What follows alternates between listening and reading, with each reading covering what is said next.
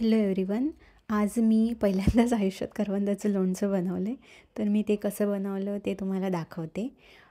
तर आमच्या गावी करवंद मिळतात, 3 प्रकारची मिळतात. एक जी आपण नॉर्मल करवंद छोटीवाली खातो ती, आणि आमच्या इथे ही मोठीवाली करवंद मिळतात, ज्याला रेडे करवंद म्हणतात.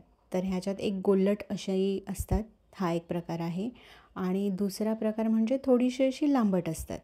पण दोन्ही करवंद मोठीच असतात नॉर्मल करवंदांपेक्षा, आणि म्हणून त्याला रेडे करवंद म्हणतात. तर आता आपण याचं लोणचं बनवूया.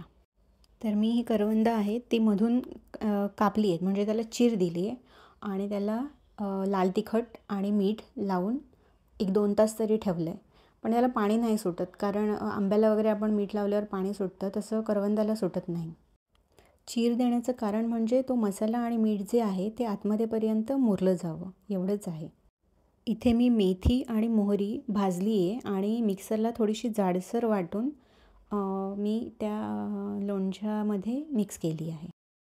आपण तयार लोणच्याचा मसाला वापरणार आहोत आणि त्याच्यात मेथी वगैरे सगळं असतं, पण मला थोडंसं तो एक जो कडवट फ्लेवर आहे तो आवडतो, म्हणून मी हे एक्स्ट्रा वरून घातलेलं आहे. तुम्हाला घालायची गरज नाही आहे, म्हणजे वाटलं तर घालू शकता.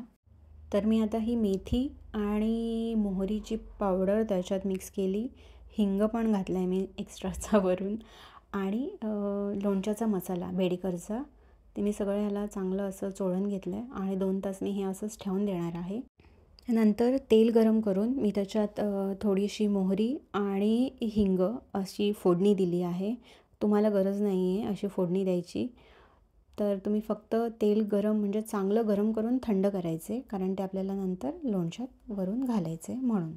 आता हा सगळा मसाला असा छान लागलेला आहे, माझ्या हातालाच जास्त लागला आहे, तर इग्नोर करा.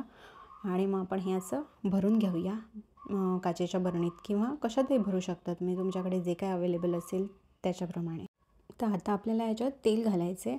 आणि एक गोष्ट अशी आहे की जर लोणचं जास्त दिवस टिकवायचं असेल तर तेलाचं प्रमाण जास्त घालावं लागतं. माझं तेलाचं प्रमाण खूप कमी असतं, आणि मी 8-1 दिवस ते लोणचं चांगलं मुरलं की मी फ्रीजमध्ये ठेवून देते, कारण मला ते तेल नको असतं आणि मला टिकवायचं असतं. मग फ्रीज हा माझ्यासाठी एकदम बेटर ऑप्शन आहे. आणि हे करवंदाचं लोणचं आहे, त्याच्या करवंदाला प्रचंड चीक असतो, त्याच्यामुळे कसं ते चिकट थोडंसं होतं. आंब्याच्या लोणच्यासारखं असं सुटं सुटं वगैरे होत नाही. तर थोड्या दिवसांनी त्याला असं थोडंसं असं चिकटसारखा असा धागासारखा येतो. मग ते खराब झालं नाही आहे, ते लोणचं चांगलंच आहे, कारण माझं लोणचं खूप छान झालं आहे आणि अर्धं खाऊन पण झालं आहे. आणि त्याच्यामुळे ते असं वाटेल आपल्याला की ते खराब झालं आहे, पण ते खराब नाही झालं आहे. त्याला चीक असतो, आणि तो चीक पाण्यात घातला तरी इतका जात नाही, त्याच्यामुळे तो त्या लोणच्यातच मुरला जातो. तर अशा प्रकारे आपलं करवंदाचं लोणचं रेडी आहे, आणि मी हे अशा माझ्या छोट्या छोट्या बरण्यांमध्ये स्टोअर करून ठेवलं आहे.